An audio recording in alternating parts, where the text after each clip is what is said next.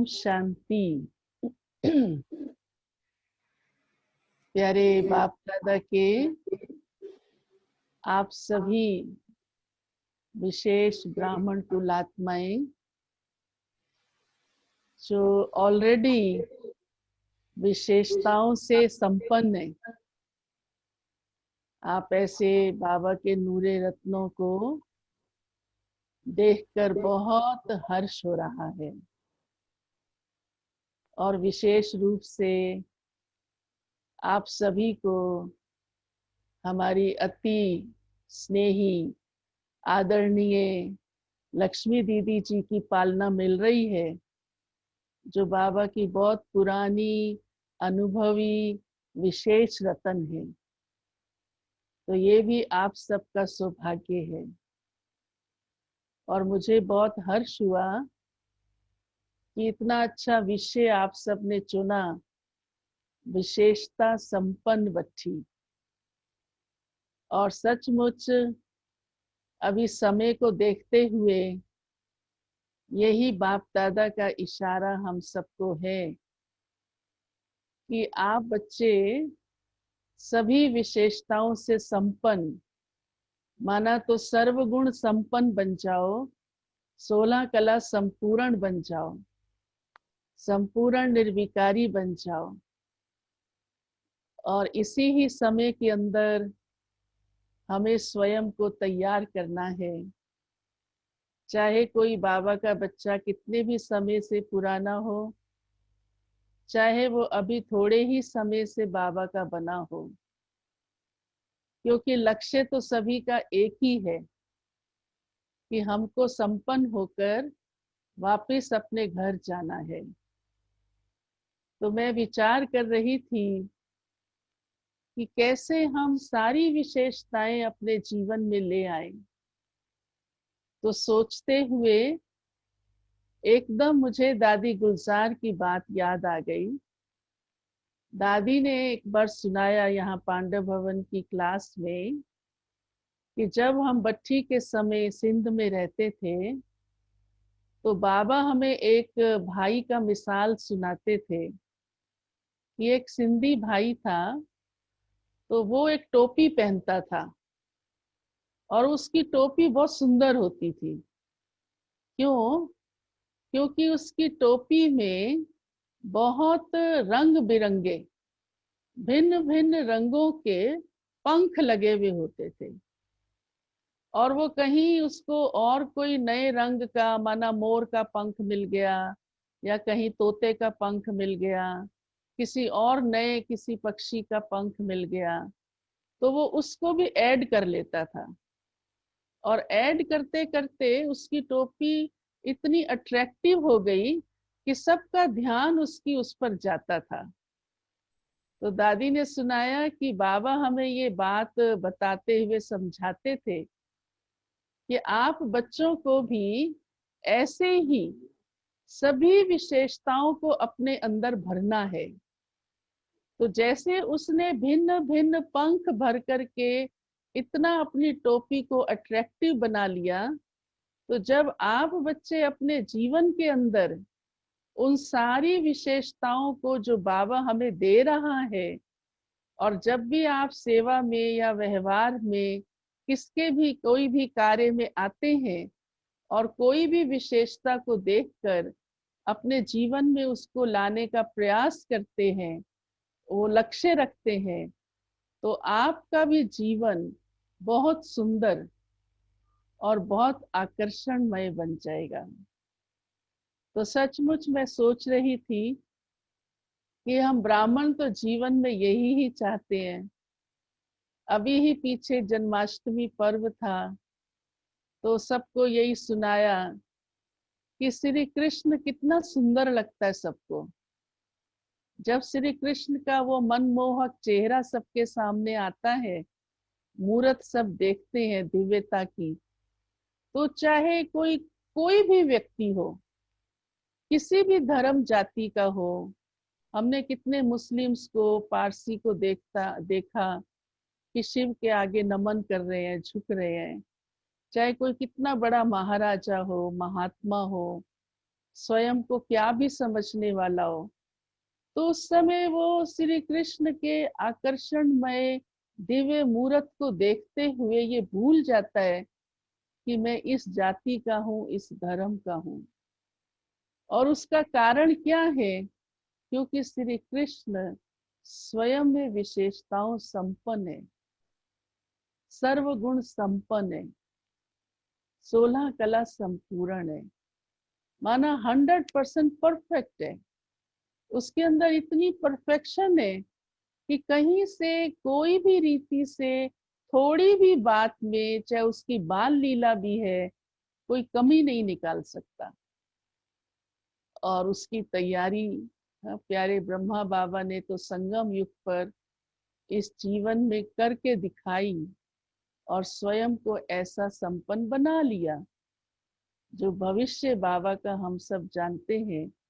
और यहाँ तक कि बाबा से सबको वो अनुभूति भी होती थी। बाबा कई बार खुद उस नशे में चले जाते थे और वैसी एक्शन भी करने लगते थे कि देखो मैं कैसे विष्णु श्री कृष्ण हूँ। और बाबा को वो नशा इतना रहता था, निश्चय स्वयं में इतना रहता था, जो समान बनते चले गए। तो हम सब भी पहले तो अपने मन के अंदर ये पक्का निश्चय रखें कि मैं वो आत्मा हूँ जो संपन्न बनने वाली हूँ। कभी भी ये ख्याल ना आए कि नहीं महारथी बनेंगे, समर्पित बनेंगे। वो भी बनेंगे, वो क्यों नहीं बनेंगे, लेकिन आप भी तो बनेंगे। बाबा ने तो सबको फुल चांस दिया है। तो मुझे ये लक्ष्य रखना है कि मैं स्वयं बाबा की ऐसी विशेष संतान हूँ, विशेष रतन हूँ। बाबा ने मुझे चुना है, भगवान की नजर मुझ पर पड़ी है। हमारा एक गीत भी है ना, और किसी की नजर पड़े ना पड़े, हाँ, खुदा की नजर पड़ी है।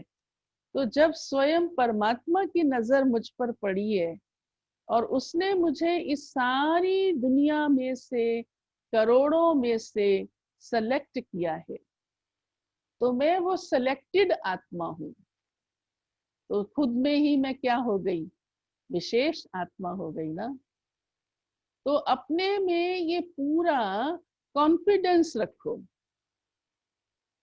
स्वयं पर भरोसा, स्वयं पर ऐसा दृढ़ निश्चय कि मैं खुद ही अपने में एक विशेष रतन हूँ, विशेष आत्मा हूँ। ये रूहानी नशा है, ये कोई दुनियावी नशा नहीं है जो उल्टा चला जाए। क्योंकि ये नशा तो हमें अन्य विशेषताओं को धारण करने में शक्ति प्रदान करने वाला है, हिम्मत देने वाला है। क्योंकि कभी कभी कई बार पुरुषार्थ करते करते बातें तो आती हैं, परिस्थितियां तो आती हैं, संस्कारों की भिन्नता तो आती है, सब कुछ हमारे अकॉर्डिंग चलता जाए ये तो कोई जरूरी नहीं है। और फिर हमारे 63 जन्मों के कर्मों के खाते भी हैं, ये भी हमको मालूम है। तो वो सब ध्यान पर बाबा ने इसीलिए पहले से ही हमको दे दिए, नॉलेज सारी दे दी, सारे ड्रामा का राज बाबा ने बता दिया। तो जब हमें ये सब समझ में आ ही गया है, तो फिर हम हिम्मत क्यों हारे? फिर तो हमें पक्का ही है ना कि शिव बाबा मेरे साथ है। हमारा ये भी गीत बहुत अच्छा है, हाँ, बाबा संग संग चलते हैं। तो देखो, संग भी हमको किसका मिला? जो विशेषताओं का सागर है, गुणों का सागर है, शक्तियों का सागर है। हर समय हमारा मन और बुद्धि उसके साथ रहता है।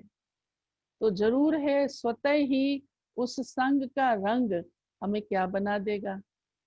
तो जैसे लौकिक में कहते हैं ना कि लोहे को पारस बनाने के लिए पारस मणि को साथ रख लो, तो ऐसे ही शिव बाबा जो पारस है, हम उसको अपने साथ रखते हैं।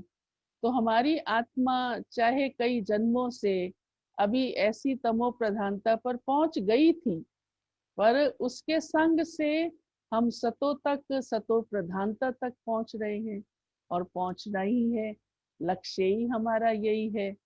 एक बार क्या हुआ, एक महात्मा ने अपने शिष्य से प्रसन्न होकर उसको एक पारस मणि दी, डब्बी में बंद करके। कहा मेरे पास और तो कुछ है नहीं, आप देख रहे हो मैं कुटिया में रहता हूँ, कोई सोना चांदी नहीं रखा, लेकिन एक राजा के द्वारा मुझे ये सौगात मिली थी, तो मैं तुम पर, क्योंकि तुम मेरे शिष्य हो और मेरे सारे कदमों पर चलकर नाम ऊंचा कर रहे हो, तो मैं तुम्हें ये देता हूँ। तो उसने क्या किया कि उसका इस्तेमाल करना शुरू किया, उसको रखा, तो कोई असर ही नहीं हुआ। तो वो वापिस गया अपने गुरु के पास। तो गुरु ने कहा देखो, ये रुई में लिपटी हुई है, आपने इसकी रुई तो उतारी नहीं, इसे उतारते तो इसका प्रभाव निकलता।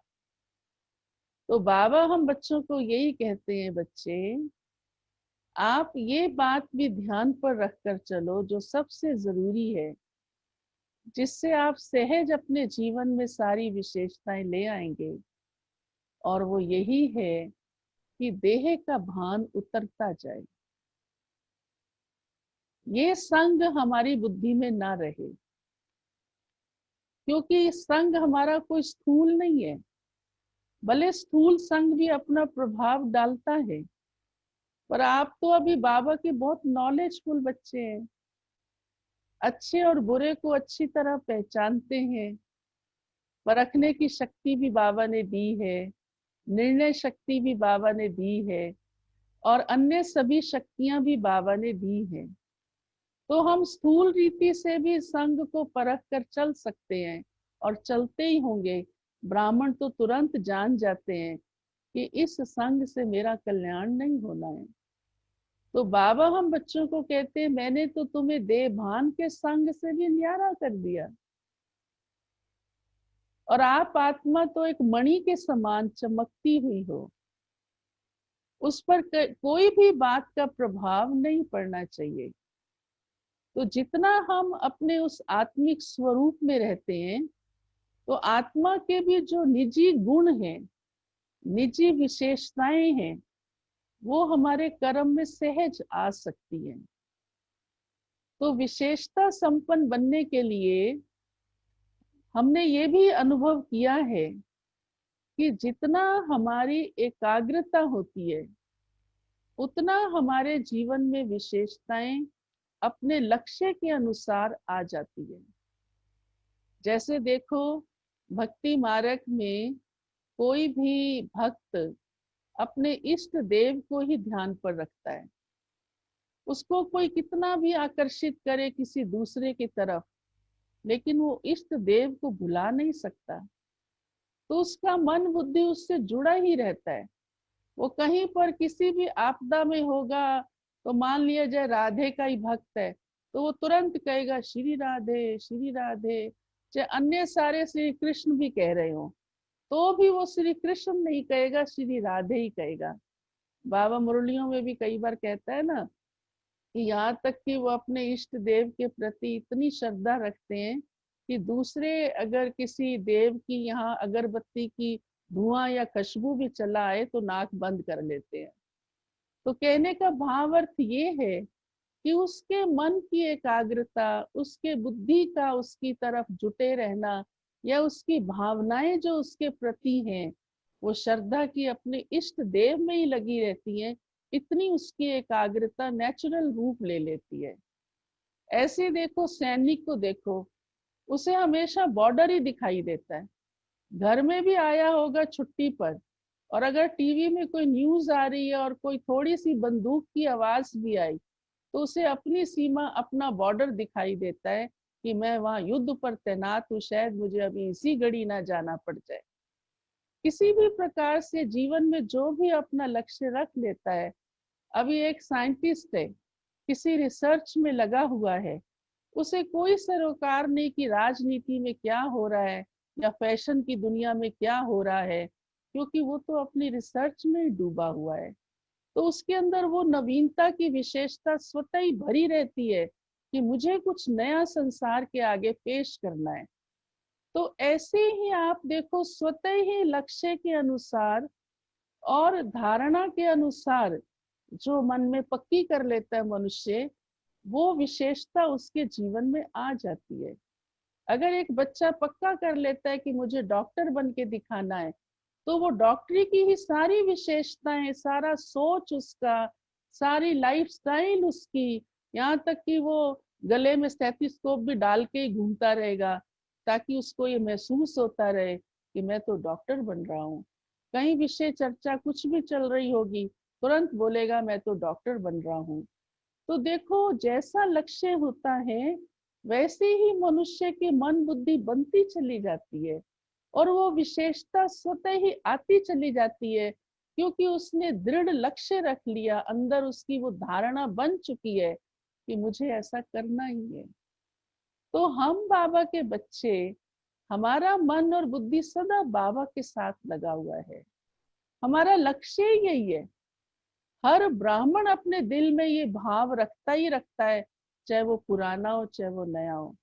कितना ही अभ्यस्त होता है वो बाबा के ज्ञान और योग से, चाहे 60 वर्षों से वो योग करता आ रहा है या कोई 6 वर्ष का है, मैं तो कहती हूँ 6 दिन का भी है, अगर वो मन में पक्की धारणा बना लेता है सचमुच भगवान इस धरा पर आ चुका है और मुझे ऐसा बनना है, तो वो ब्राह्मणों के अंदर भाव, मैं जहां तक अनुभव करती हूँ, सभी के दिल में रहता है कि बस प्यारे बाबा की याद टिकी रहे।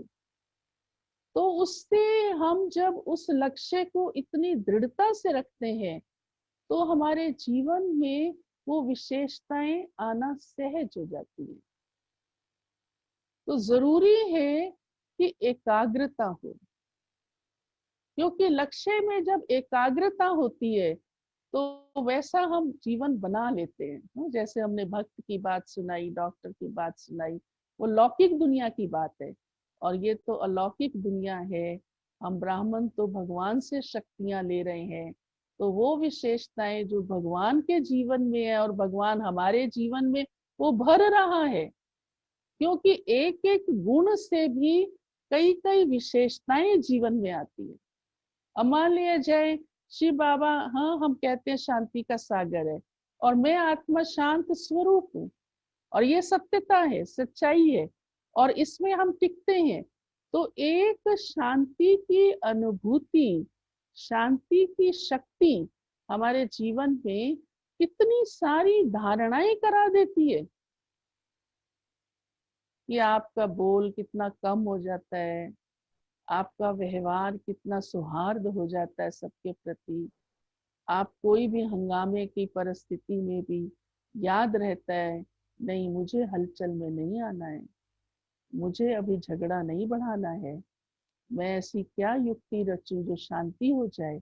तो कितनी विशेषताएं आपके अंदर आ गई, आपका सोच कितना पॉजिटिव बन गया, आपने अपनी वाणी पे कितना नियंत्रण कर लिया, आपने परिस्थिति को बदलने में कितना सहयोग दे दिया।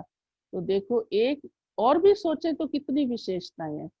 तो एक गुण से आपके अंदर 10-10, 20-20 विशेषताएं आती चली जाती हैं, और ये युक्ति प्यारे बाबा ने हमको बताई है। और इसके लिए सबसे ज्यादा जरूरी यही है कि हम ये ध्यान रखें अंतर्मुखता का। अब अंतर्मुखी तो आप समझते ही हो, नई बात नहीं है, लेकिन इसका प्रैक्टिकल स्वरूप मेरे जीवन में रहे। अब आप ऐसे तो सभी मौन भी रखते हैं, मैंने देखा है, सुना भी है, बहुत बड़ी विशेषता है आप मैसूर के भाई बहनों की, सभी जो यहाँ से जुड़े हुए हैं, बहुत अच्छा विधिवत मौन का पूरा ही और अच्छा चार्ट आप सबका है, रिट्रीट सेंटर पर रहकर भी और अपने अपने स्थानों पर भी। मौन अपने आप में बहुत बड़ी ताकत है, और उससे बहुत सारी बातें हमारे जीवन में आती हैं, और रियलाइजेशन पावर भी बहुत बढ़ जाती है, क्योंकि उससे हम अपने आप को अंदर झांक सकते हैं, हमें एक मौका मिलता है, एक टाइम मिलता है सेल्फ रियलाइजेशन का। अदरवाइज क्या होता है, व्यस्तता में रहने से या कर्म इंद्रियां कर्म में आने से इतना ध्यान अंदर की तरफ थोड़ा कम भी जाता है, फर्क तो पड़ जाता है। और मौन से फुल टाइम मिल जाता है, और उससे हमारी सूक्ष्म एनर्जी भी बढ़ती है और स्थूल एनर्जी भी बढ़ती है। किसी ने हमको सुनाया कि एक महात्मा था, उसने 12 वर्ष मौन रखा, और जब उसने मुख खोला तो जो वो बोलता था, क्योंकि मौन इतना रखने के बाद तो ज्यादा वो बोलेगा भी नहीं, थोड़े शब्द यूज करेगा, तो जो वो बोलता था उसके एक एक शब्द में इतनी ताकत होती थी कि वैसा हो जाता था। और जब ऐसा होने लगा तो उसका चर्चा चारों ओर फैल गया और लोग उससे आकर के आशीर्वाद मांगने लगे। तो देखो इतनी ताकत है मौन के अंदर। इसीलिए प्यारे बाबा ने हम बच्चों को ये स्लोगन दिया हुआ है, बच्चे कम बोलो, धीरे बोलो, मीठा बोलो और स्वमान में बोलो। तो ये शक्तियां हमारे अंदर कई विशेषताएं ले आती है। मैंने दादी को भी बहुत नजदीक से देखा है, गुलजार दादी को। गुलजार दादी की ये विशेषता आरंभ से ही रही है कि वो सदा ही कम बोलते हैं, और जो बोलते हैं वो इतना एक्यूरेट होता है कि कोई भी सुनने वाला व्यक्ति कभी भूल नहीं सकता। एक भाई ने हमको, बहुत बड़ा महारथी भाई, उसने हमको कहा मैं कहीं भी जाता हूँ तो दादी गुलजार के पास पहले जरूर जाता हूँ। और दादी बहुत मेरा टाइम भी नहीं लेती है, क्योंकि बोलती ही कम है और मेरे पास भी टाइम कम होता है। तो मुझे बड़ा अच्छा लगता है कि वो 2 मिनट के अंदर मुझे ऐसे 2-4 महावाक्य दे देती हैं जो मेरे जीवन के अंदर वो एक बहुत बड़ी ताकत बन जाती है। तो ये विशेषता कितनी बड़ी है, और इससे हमारे जीवन में कई विशेषताएं आ जाती हैं। हमारी कितनी एनर्जी सेव हो जाती है और आत्मा की शक्तियां इतनी बढ़ जाती हैं। तो अंतर्मुखता का भी रहस्य वास्तव में ये है कि हमारा जो ध्यान है वो बाहर की तरफ ना हो। क्योंकि ये चेहरे के अंदर जो नेत्र है, हाँ मुख माना को ये बोलने वाला मुख नहीं, हाँ बोलने वाला तो एक मुख है, आपने मौन रख लिया, लेकिन ये चेहरा पूरा ही, इसमें नेत्र भी हैं, हाँ जो देखने का काम करते हैं, कान भी हैं जो सुनने का काम करते हैं, हाँ नाक से हम सूंघने का काम करते हैं, जीभ से हम सिर्फ बोलने का ही नहीं, टेस्ट करने का भी काम करते हैं। हाँ जब कोई टेस्ट हमें बहुत अच्छा लगता है तो हम बड़े प्यार से उसे स्वीकार करते हैं, और जब कोई टेस्ट हमें अच्छा नहीं लगता है तो हम उससे कितने डिटैच हो पाते हैं, ये हमको समझ में आता है। तो इस पर भी हमारी दादी क्लास कराया करती थी कि आप सिर्फ मुख पर नहीं, लेकिन इन सारी इंद्रियों को देखो कि ये बाह्यता में तो नहीं जाती है। चलो मुख का तो आपको पता चला कि मैंने क्या बोला, दूसरों ने सुन भी लिया इसलिए वो भी पता चल गया, छिप नहीं सका। हाँ क्योंकि मुख का बोला तो छिप नहीं सकता ना। लेकिन नेत्रों ने क्या क्या देखा, और आजकल बाबा की तो मुरलियां भी इस पर बहुत चल रही हैं कि हमारे नेत्रों ने क्या क्या देखा। सारा दिन हमारी आंख कहाँ कहाँ गई। अभी लौकिक संसार में तो आप देख लो क्या हालत हो रही है। हाँ उनकी आंख तो सारा समय कहाँ लगी रहती है, वो वर्णन करने की तो जरूरत भी नहीं है। अभी वैसे भी आप देखो, चारों ओर हलचल का समय चल रहा है। चाहे वो हलचल बीमारी की है, चाहे वो हलचल आर्थिक भी है, चाहे वो हलचल सब एक साथ रहे तो उन संबंधों में भी कुछ कड़वे अनुभव, कुछ मीठे अनुभव, कुछ अटैचमेंट के, कुछ आकर्षण के भी चलते रहे, और कुछ अलबेलेपन के भी चलते होंगे। पर हम ब्राह्मणों को तो बाबा ने इन सब बातों से सतर्क कर दिया है। हम कितनी शक्तिशाली आत्माएं हैं, जो हमारे ऊपर इन बातों का प्रभाव नहीं पड़ सकता है। तो बाबा ने इसलिए हम बच्चों को देखो अंतर्मुखता का ये एक ही ऐसा बल कहे, हाँ गुण तो है ही, सभी गुणों का राजा है अंतर्मुखता। तो इससे हमारे अंदर कई विशेषताएं आ जाती हैं। तो बाबा हम बच्चों को यही कहता है, बच्चे आपकी आंख कहाँ कहाँ गई। मुख तो भले शांत है हमारा, हाँ, बोलेंगे तो आवाज आएगा, आंख का कानों का, अब कई बार कई कहते हैं कि मैंने तो कुछ नहीं बोला, लेकिन दूसरा बोल रहा था वो मैंने सुन लिया, और जो मैंने सुन लिया वो मेरा मन बड़ा खराब हो गया, क्योंकि वो तो जरूर कुछ ग्लानि ही कर रहा था या कुछ पर चिंतन जो भी उसके अनुसार नहीं था, प्रिय नहीं लगा उसको। तो हमारे कान भी इधर उधर ना जाएं। तो अंतर्मुखता में बहुत शक्तियां समाई हैं। कहने को ये एक गुण है, लेकिन ये एक ही गुण हमें विशेषता संपन्न बनाता है। बहुत विशेषताएं आ जाती हैं। अभी आप जब लौकिक वालों के बीच में जाते होंगे, हाँ, जो परिवार में रहते हैं प्रवृत्ति में, आपका जीवन सबसे न्यारा दिखता है। और सभी कैसे अपने, हाँ, ध्यान को कहाँ कहाँ लगा देते हैं, क्या क्या देखते रहते हैं जो नहीं देखना चाहिए, क्या क्या सुनते रहते हैं जो नहीं सुनना चाहिए। तो ये माना कि हमारी ये इंद्रियां, स्थूल आंखें हैं, कान हैं, उन सब को हम कम से कम इस्तेमाल करें, अर्थात जहां जरूरत है वहां इस्तेमाल करें।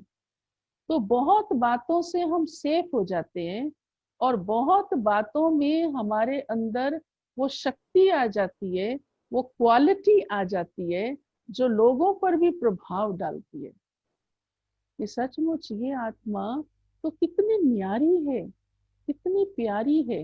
ये तो उतनी ही बात सुनती है जितनी जरूरत है, या उतना ही देखती है, इसका ध्यान कहीं इधर उधर और बातों में व्यर्थ नहीं जाता है। और उससे हमारी आत्मा की शक्ति बढ़ जाती है। और फिर ऐसे ही अंतर्मुखता माना कि अंदर की तरफ जब हमारा ध्यान जाता है, तो हम अंतरात्मा जो मन बुद्धि संस्कार सहित है, तो मेरी मनोस्थिति कैसी है वो हम समझ सकते हैं। अगर हम अंतर्मुखी नहीं बनते हैं तो हमें अपनी मनोस्थिति का भी पता नहीं चलता है, क्योंकि हमने सारा ध्यान अपना बाहर की तरफ ही रखा। तो मेरी मनोस्थिति कैसी होनी चाहिए, ये हम ब्राह्मण भी जानते हैं अच्छी तरह से। कभी कभी कई ब्राह्मण ऐसे सोच लेते हैं, मेरा मन तो बड़ा कमजोर हो जाता है, कभी उदास हो जाता है, लेकिन विशेषताएं हमारे जीवन में आ रही हैं तो मन सदा प्रसन्न रहेगा, ये उसकी निशानी होगी, उदासी नहीं आ सकती। तो ये अंतर्मुखता ऐसा गुण है कि हम अपने ध्यान को और तरफ बांटे नहीं, जहां जरूरत नहीं वहां लगाए नहीं। और यही मम्मा बाबा ने भी किया, हमारी दादियों ने भी किया, तभी तो देखो वो 14 वर्ष भट्ठी में रह सके। आज हम किसको कहते हैं इतना लंबा टाइम रहो, या हाँ हम सब भी इतनी सेवा में व्यस्त रहते हैं, तो ये जरूरत है इसका मतलब। और आप देखो इतनी अच्छी भट्ठी कर रहे हो, उस जरूरत को पूरा कर रहे हो, आत्मा को जो चाहिए, ये आत्मा की जरूरत है ना, ये आत्मा को चाहिए। तो इससे हमारी आत्मा कई क्वालिटीज को स्वतः ग्रहण कर लेती है। यहाँ तक कि मैं बताऊं कि कई बार आपको स्वयं भी पता नहीं चलेगा आप में क्या क्या विशेषता आ गई। ये कमाल है ना, मैजिक है ना, क्योंकि आपने अपना ध्यान ही सब तरफ व्यर्थ से हटा दिया। हटाने की भी आपको मेहनत नहीं महसूस होगी, क्योंकि अपने ध्यान को ही आपने उस कार्य में लगाया जो आवश्यक है, समर्थ में, फिर या तो बाबा में, क्योंकि बाबा ने हमें ये भी लक्ष्य दिया है, बच्चे आपको तो 8 घंटे का चार्ट बनाना है योग का। तो हमें अंदर ये लगन रहती है कि अच्छा जो भी टाइम फ्री मिले मुझे बाबा की याद में रहना है। कहीं हम गाड़ी चला रहे हैं मान लिया जाए, हाँ हम तो नहीं चलाते, आप सब जो भी, या हम बैठे हैं, तो हम इधर उधर देखें, भले देख भी रहे हैं तो कितना साक्षी भाव से देख रहे हैं। कहीं भी ट्रैफिक है तो हम इतने हैरान परेशान नहीं हो रहे हैं, हम सोच रहे हैं अच्छा चलो ये भी 2 मिनट मिले बाबा की याद में, चलो रेड लाइट हो गई, ये भी हमको मौका मिला बाबा की याद में। तो हम उसको कितना पॉजिटिवली ले लेते हैं, तो वो एक विशेषता बन जाती है, और वो विशेषता मेरी ताकत को बढ़ा देती है। आपको पता है हमारा एक प्रोजेक्ट चला था, मालूम ही होगा पुरानों को सबको, multi million minutes of peace appeal, ये 80s में 86 या ऐसे कुछ था। तो उसमें वो कैसे बना था प्रोजेक्ट कि एक ऑस्ट्रेलिया का भाई था और वो जा रहा था, तो ट्रैफिक बहुत हो गया और ट्रैफिक में सारे फंस गए। तो सारे जैसे इरिटेट होते रहते हैं, तो आसपास पता तो चलता रहता है, हॉर्न बजाएंगे बार बार। तो उसके मन में ये थॉट आया कि ये जो मौका मिला है, हाँ भले ट्रैफिक है, हमें वेट करनी पड़ रही है, 10 मिनट हो गए, 15 मिनट हो गए और सब परेशान हो गए और कुछ कर भी नहीं सकते हैं, तो हम क्यों नहीं इस टाइम को, कैसे ये पल हमारे शांति में जाए, और जो शांति हमारी एनर्जी को बढ़ा सकती है, तो वो ये जरूरी है अभ्यास। तो उसने अपने इस बात को निर्मला दीदी के सामने रखा। तो निर्मला दीदी ने मीटिंग में रखा और सचमुच ये एक अभियान प्रोजेक्ट फाइनल हुआ कि सभी को कैसे शांति के लिए कहा जाए, ये अपील की जाए कि आप सारे दिन में कोई भी टाइम, जैसा भी जिस भी समय आप निकाल सकते हैं, 5 मिनट, 10 मिनट, 2 मिनट, आप शांति में रहिए। और उसका बहुत सुंदर फॉर्म बना था और आप सबने भी वो सेवा की होगी, लक्ष्मी दीदी को तो याद ही होगा। पूरे भारत में ही, और भारत में सिर्फ नहीं, पूरे विश्व में चारों कोनों में जहां भी हमारे सेवा केंद्र हैं, 5 कॉन्टिनेंट्स में, सबने ये सेवा की। और उसके फल स्वरूप, मैं बहुत संक्षेप में सुना रही हूँ आपको, उसके फल स्वरूप इतने मिनट्स इकट्ठे हो गए, मल्टी मिलियन, जो यूएनओ के ऑफिस में दिए गए, कि ब्रह्मा कुमारी ने ये प्रयास करके आम जनता से भी वो मिनट्स का फॉर्म भरवाया है, प्रतिज्ञा करवाई है, और इतने लोग अब शांति में इतने मिनट्स बैठते हैं। तो वो मिनट्स काउंट किए गए, जिसमें वीआईपीज ने भी वो फॉर्म्स भरे थे, और जिसके रिजल्ट में फिर दादी प्रकाश मणि को पीस अवार्ड मिला था। तो हमने ये बात इसलिए सुनाई कि एक ये छोटी सी बात इतना बड़ा रूप ले गई, और उस बड़े रूप से इतनी बड़ी सेवा हुई। तो ये क्वालिटी हमारी, शांति में रहना है, कितना सुखदाई बन गई, कितना सबके लिए कल्याणकारी बन गई, कितनी आत्माओं को बाबा के समीप लाने के निमित्त बन गई। तो हम ब्राह्मण अपने जीवन से, अपने सोच से, अपने कर्मों से कितनी आत्माओं का जीवन बनाते हैं। तो ये विशेषताएं बाबा ने हम बच्चों के अंदर भरी हैं।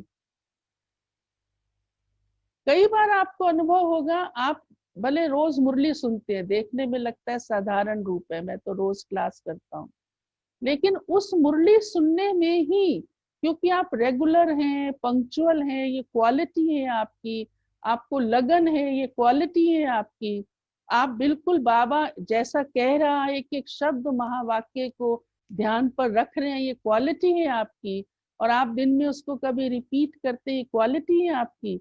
लेकिन इसके रिजल्ट में कई और क्वालिटीज आप में भरती चली जा रही है। तो ऐसे हम अपने जीवन में जितना बाबा की श्रीमत को सामने रखते हैं, तो एक बात को लक्ष्य बनाने से हमारे जीवन में कई बातें आ जाती हैं। तो एकाग्रता अंतर्मुखता से सहज हो जाती है, क्योंकि हमारा ध्यान फालतू की बातों में नहीं जा रहा है, हमारा ध्यान हमारे काम की बात नहीं है, हमारे लक्ष्य के अनुसार ही है।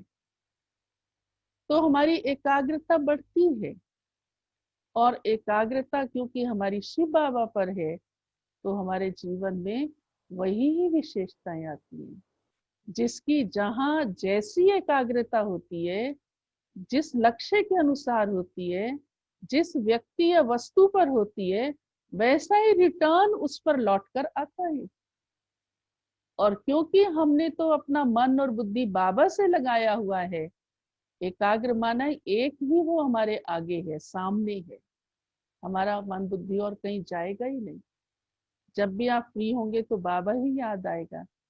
और चाहे समय दिनचर्या भी हमारी जो फिक्स है उसमें भी आप योग में बैठते हैं तो हमारा मन बुद्धि वहां ही एकाग्र होता है।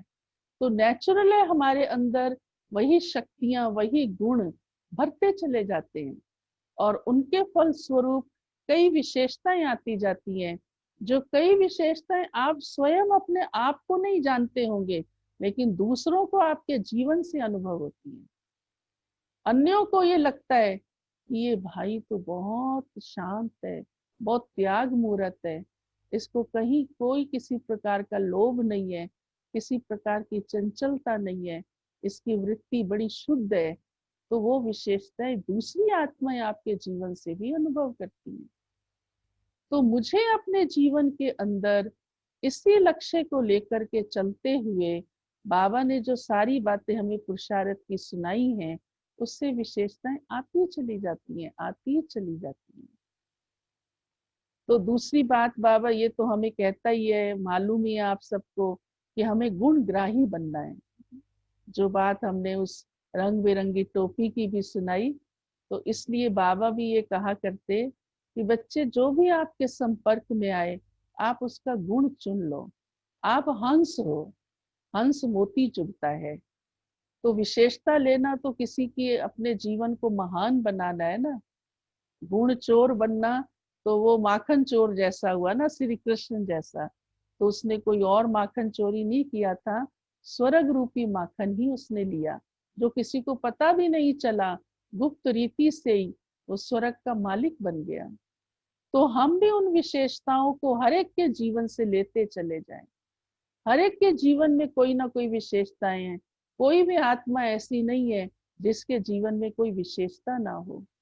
बाबा ने तो ये भी कहा है कि चाहे वो लास्ट की भी आत्मा है, चाहे उसके अंदर कितने भी अवगुण हो, लेकिन ये गुण तो है कि उसने मुझे पहचान लिया। और वो पहचान का गुण आया कहाँ से? कहाँ से आया?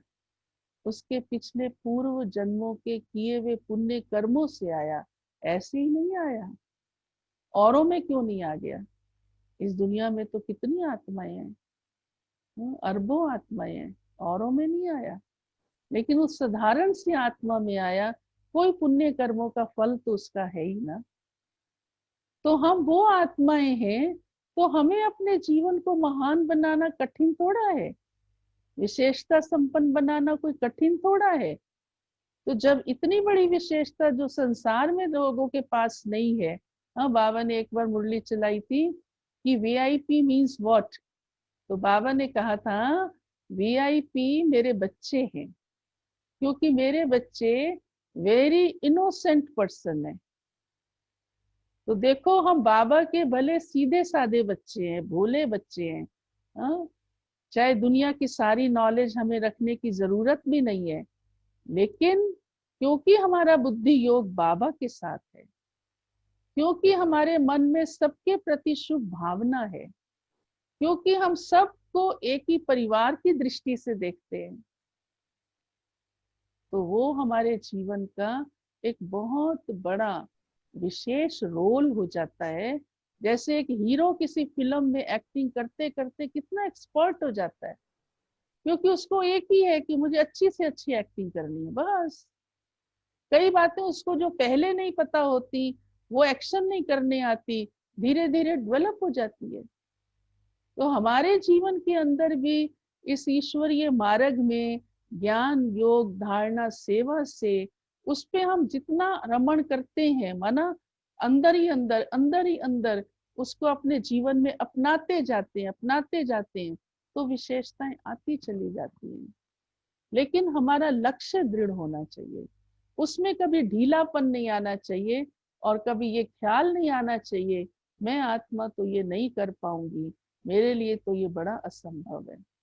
तो बाबा इसलिए कहते बच्चे, ऐसा विशेषता संपन्न बनने के लिए स्वयं के प्रति भी शुभ भावना रखो, स्व के भी शुभ चिंतक बनो।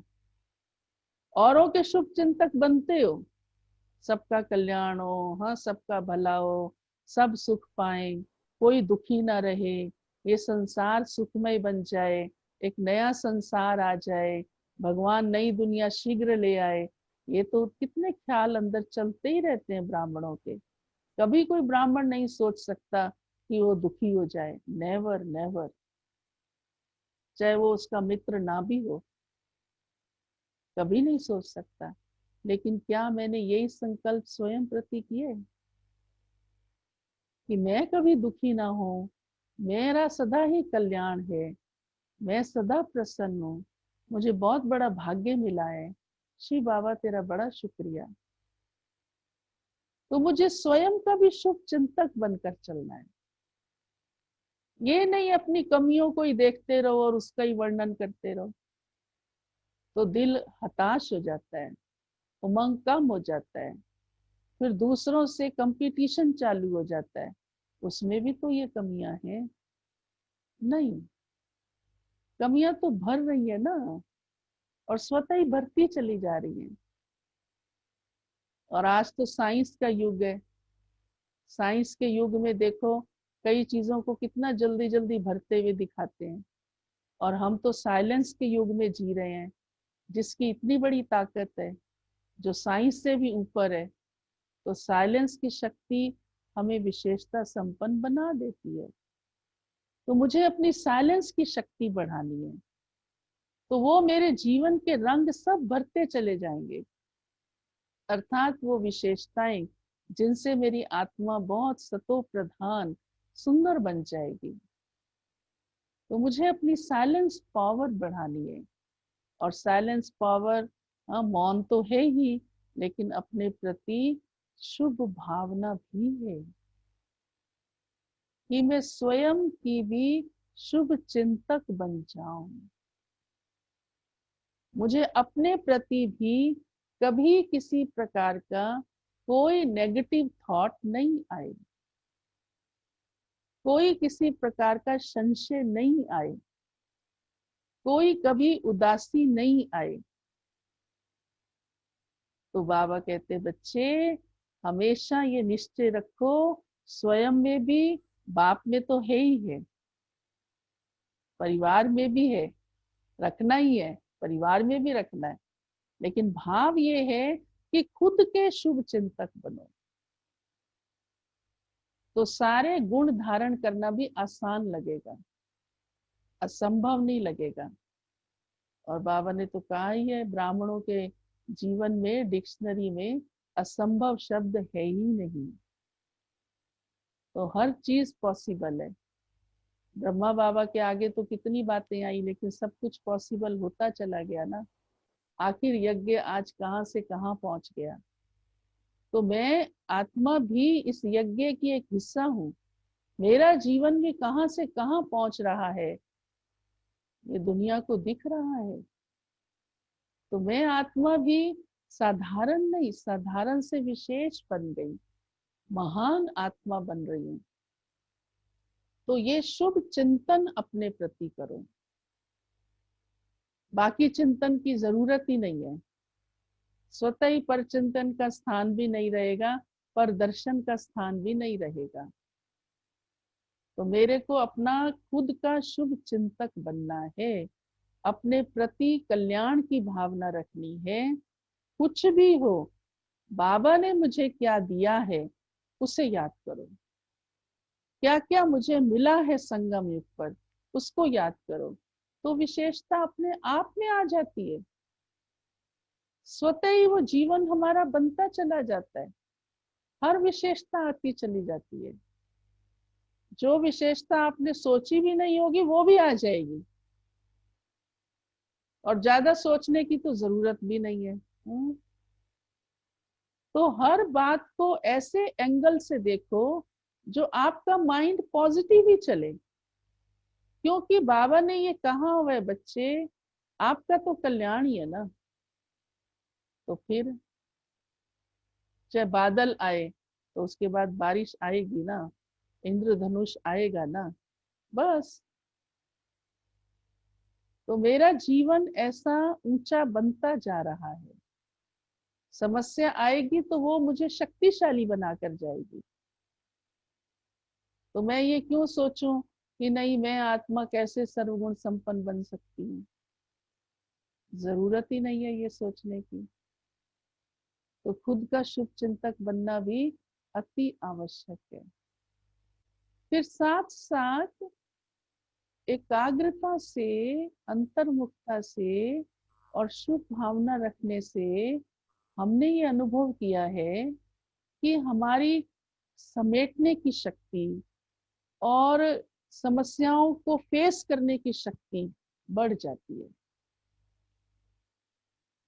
और उससे हमारे जीवन में, क्योंकि वो शक्तियां बढ़ गई, आत्मा की शक्ति बढ़ी, क्योंकि मिली तो परमात्मा से है, तो वो एक स्पिरिचुअल पावर अपना रंग लाती है।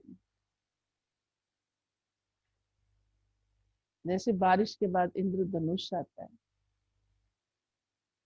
ऐसे हमारे जीवन में कई विशेषताएं आ जाती हैं। त्याग की विशेषता आ जाएगी, हाँ, सरलता की विशेषता आ जाएगी, जीवन बहुत स्मूथ हो जाएगा। स्मूथ का ये मतलब नहीं है कि कोई बातें नहीं आएंगी, परीक्षा नहीं आएगी, लेकिन आपकी अंतर आत्मा स्वयं को सदा हलचल से मुक्त महसूस करेगी। ये कितनी बड़ी विशेषता है कि हलचल में भी हलचल ना हो, कि मैं एकदम न्यारी हूं, डिटैच हूं, साक्षी दृष्टा हूं, जो हो रहा है वो अच्छा हो रहा है। तो बाबा इसलिए तो हम बच्चों को बताता है, बच्चे अच्छा ही है, तो मुझे हर बात में अच्छा दिखाई दे, औरों से भी अपने से भी। ये कितनी बड़ी विशेषता है।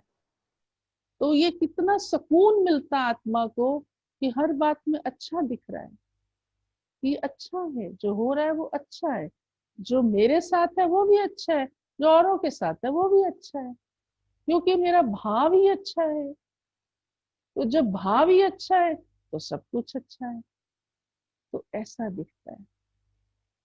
तो हमारी उससे वाणी भी वैसी हो जाती है, बुद्धि भी वैसी हो जाती है। तो सारी कर्मेंद्रियों से जो हम कर्म करते हैं, देखने का, सुनने का, व्यवहार में आने का, या सेवा के मैदान में, हाँ, कुछ भी विशेष करने का, वो अच्छा अच्छा हो, अच्छा ही होगा। भले वो कैसा भी हो, लेकिन आपको महसूस होगा कि नहीं ठीक है, आप हलचल में नहीं आएंगे। तो ये कितनी बड़ी खास बात है, हाँ, कितनी बड़ी विशेषता है। मैं आपको इस पर एक हंसी की कहानी सुनाती हूँ। हाँ, इस पर नहीं बना, इससे कनेक्टेड कोई भी बात में कोई व्यक्ति हलचल में आ जाता है। अभी थोड़ा सा सुस्ती का समय है ना, सबका आ तो नहीं रही सुस्ती, मैं देख भी नहीं रही, लेकिन मुझे महसूस हो रहा है आप सब बहुत इंटरेस्ट से अलर्ट होके बैठे हैं। लक्ष्य है ना बच्ची का, और हाँ, ग्रहण करने का। तो एक बार एक व्यापारी था, और बड़ा अच्छा सधा हुआ व्यापारी था। तो वो राजा के दरबार में गया, उसने टाइम मांगा दरबान से और मंत्री से। तो जब राजा के पास पहुंचा, तो उसने, क्योंकि वो जुतियों का व्यापारी था और बहुत अच्छी अच्छी जुतियां बनाता था, तो उसने राजा के सामने वो अपनी बनाई हुई जुत्ती पेश की। तो राजा को बड़ी अच्छी लगी।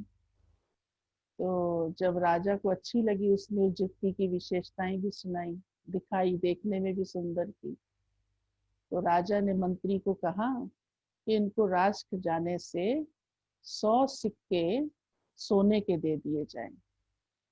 तो राजा ने कहा है तो अब देने तो पड़ेंगे।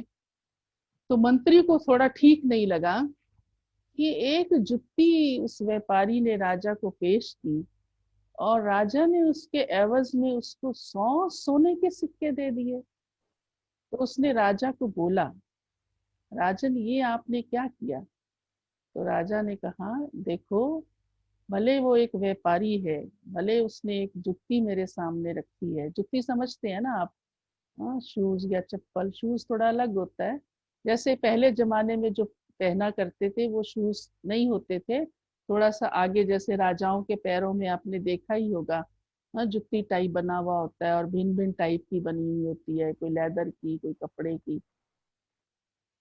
जेंट्स भी ऐसे, हाँ, भाई लोग भी ऐसे पहनते थे, भाई लोग ही ऐसी पहनते थे। तो राजा ने कहा आखिर मैं तो राजा हूं ना, तो मैं तो अपने हिसाब से दूंगा ना, मैं उसको थोड़ा देखूंगा। तो मंत्री बेचारा कुछ कर नहीं पाया। जब राजा ने इस प्रकार से बोला तो वो लेकर चल पड़ा। व्यापारी 100 सोने के सिक्के, उसकी तो खुशी का पारावार नहीं था, क्योंकि वो तो वैसे ही व्यापारी था, कमाना ही उसका लक्ष्य था। तो मंत्री को ये बात थोड़ी अच्छी नहीं लगी कि ये ठीक नहीं हुआ। उसको थोड़ी अंदर से ना उसके प्रति जैसे एक भाव अच्छा नहीं था, ईर्ष्या का भाव था। कि एक साधारण सा व्यापारी और एक थोड़ी सी देर में 100 सोने के सिक्के लेके चल पड़ा। तो मंत्री ने फिर राजा को दोबारा बोला, कहा राजन चलो ठीक है, आप राजा हैं, आपने 100 सोने के सिक्के दे दिए, हाँ, लेकिन ये प्रजा में जाकर के इसके मुंह मांगे दाम मांगेगा, क्योंकि आपने उसका दाम इतना ज्यादा बढ़ा दिया। तो उसकी तो आकांक्षा और ज्यादा हो गई ना कि जुत्ती की इतनी वैल्यू है, तो वो जनता से खूब मांगेगा। तो जैसे ही राजा ने ये बात सुनी, तो राजा को थोड़ा लगा तो सही कि ये बात तो थोड़ी है सोचने जैसी, कि ये प्रजा से तो जाके मुंह मांगे दाम मांगेगा। तो राजा ने कहा अब क्या कर सकते हैं, अब तो मैं दे चुका हूँ, और अब वापस मांगना शोभा नहीं देता है। तो मंत्री को तो अभी भी बेचैनी थी अंदर। तो राजा तो चुप हो गया, शांत हो गया। लेकिन मंत्री ने फिर कहा नहीं राजन, इसके लिए कुछ करना पड़ेगा। तो राजा ने कहा अभी क्या कर सकते हैं, अभी तो हम दे चुके ना।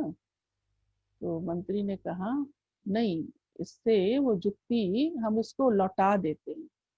राजा ने कहा ये शोभा नहीं देता, हमारे हिसाब से, हमारे राज तख्त के हिसाब से ये शोभा नहीं देता।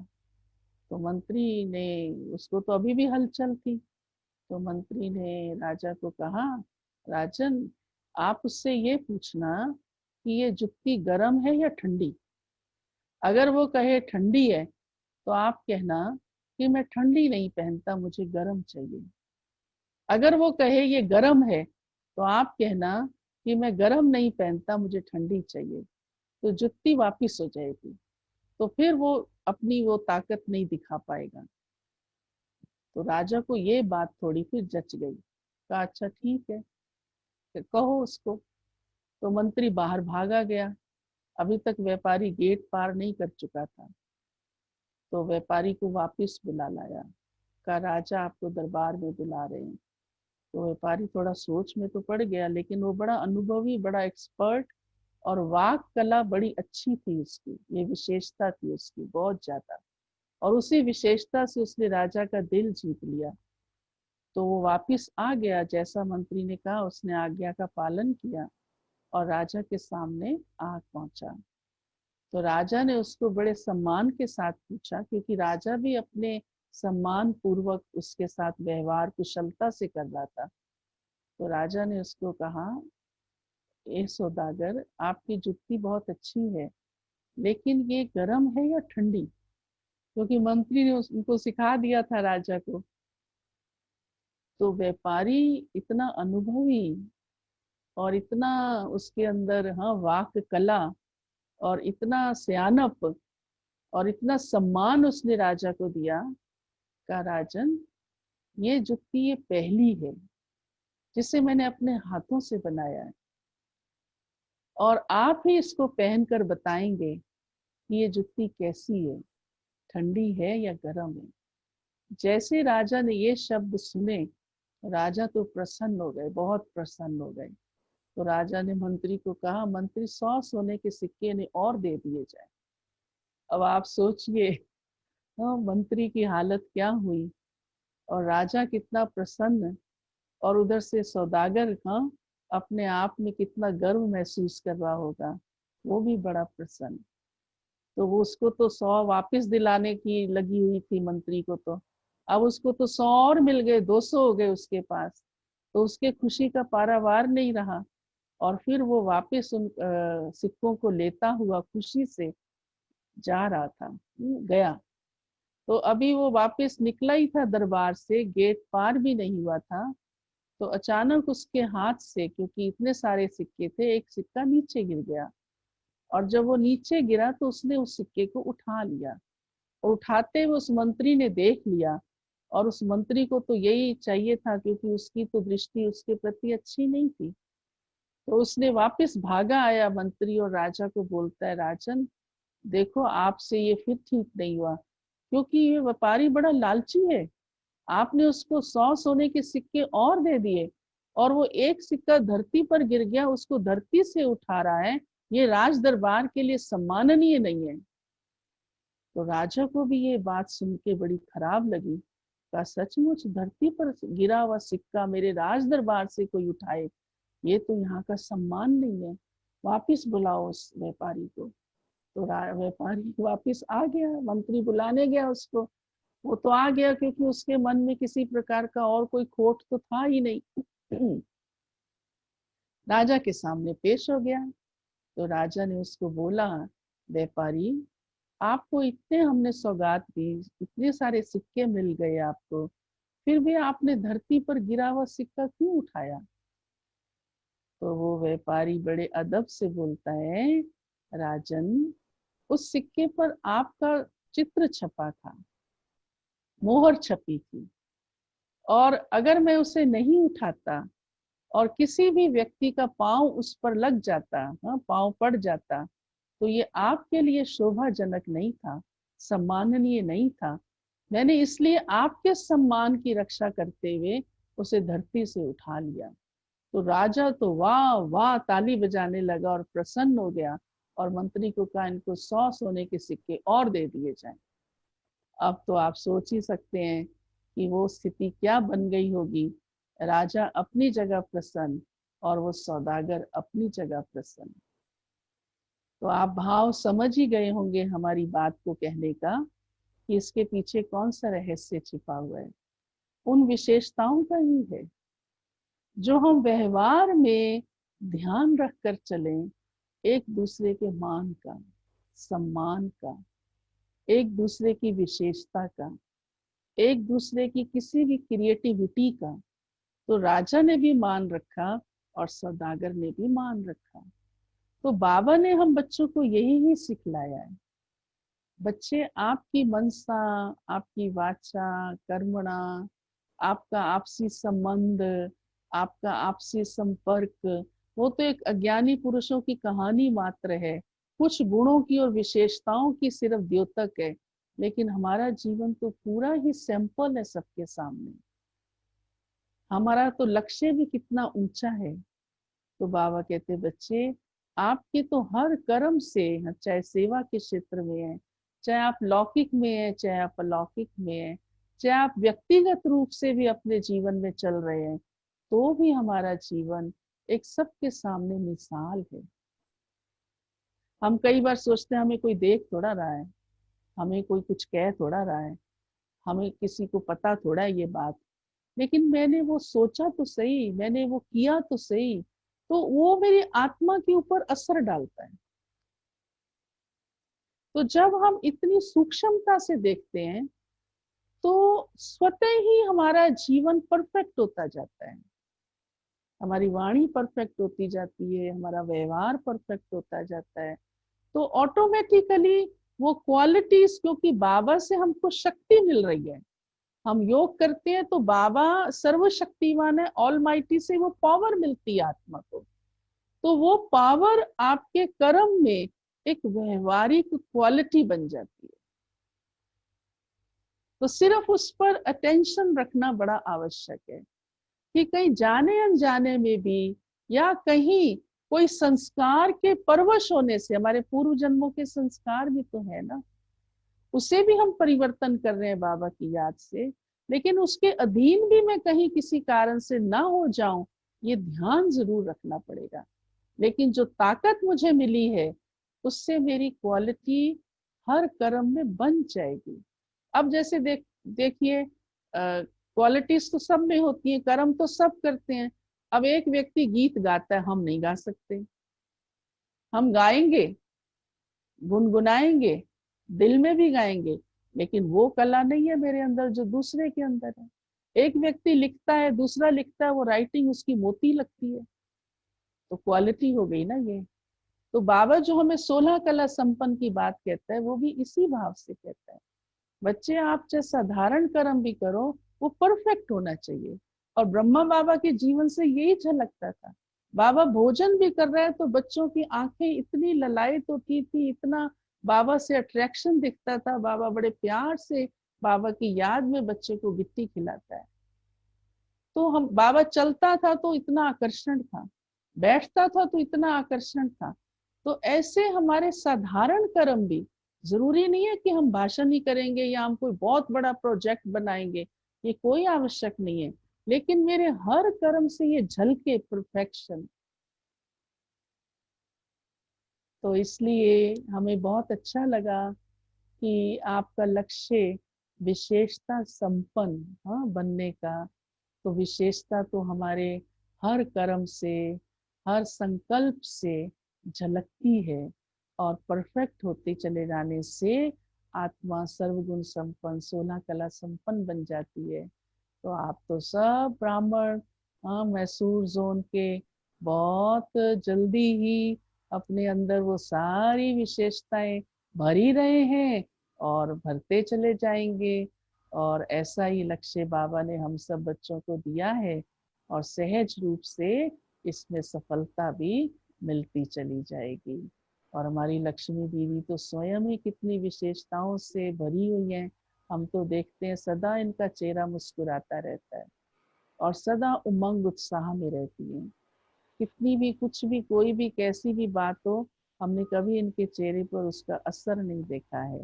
हाँ, वो वैसे भी सदा और बातों में भी सरलता, सादगी, त्याग इनके जीवन से, हाँ, नम्रता हो रही है ये तो। हाँ, उदारता। आपको मैं तो आई थी ना, हाँ, 2-3 बार आई हूँ। कोरोना के बारे में आपका क्या विचार है? कोरोना जी। कोरोना कोरोना के बारे में। कोरोना तो बाबा कहते हैं ना, हमको बाबा ने जो शक्तियां दी है रूहानी, हमें उसका इस्तेमाल करना है। तो इसलिए डरने की भी बात नहीं है, परंतु संभाल तो प्रकृति के कारण करनी ही पड़ती है। अब जैसे प्रकृति की बहुत बारिश हो रही हो तो हम समझते हैं ना, छाता लगा लो, ऐसे नहीं जाओ। ऐसे ही सेफ्टी जरूर रखो, लेकिन भय नहीं रखना है। और अपनी रूहानी शक्तियां बढ़ाने से उसका प्रभाव, ये शरीर भी एक प्रकृति है, तो हमारे मन पर आता है तो तन पर भी आता है। तो उसका इफेक्ट हमारे ऊपर क्यों आएगा। पर सेफ्टी रखना बहुत जरूरी है, क्योंकि चारों तरफ का वातावरण तो तमो प्रधानता का ही है, और हम बाबा के बच्चे सतो प्रधानता की ओर जा रहे हैं। तो सतो प्रधानता का प्रभाव भी पड़ेगा, वो भी एक दिन आएगा, परंतु भय नहीं रखना है।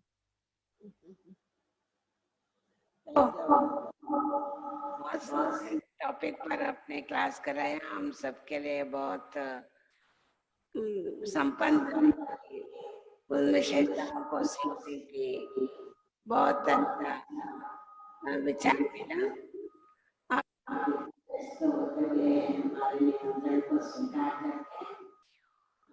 संपन्न करने की आपको कोई बातों को, ज्ञान को थोड़ा सुनाया। आपको हम सभी बहुत बहुत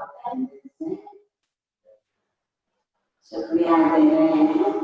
आपका भी हमको सेवा का मौका दिया, बाबा के रतन हाँ मुख से निकलवाए। ये तो बाबा की कमाल, आपकी कमाल, आप मैसूर वासियों की इतनी लगन से बच्ची कर रहे हैं, बहुत अच्छा।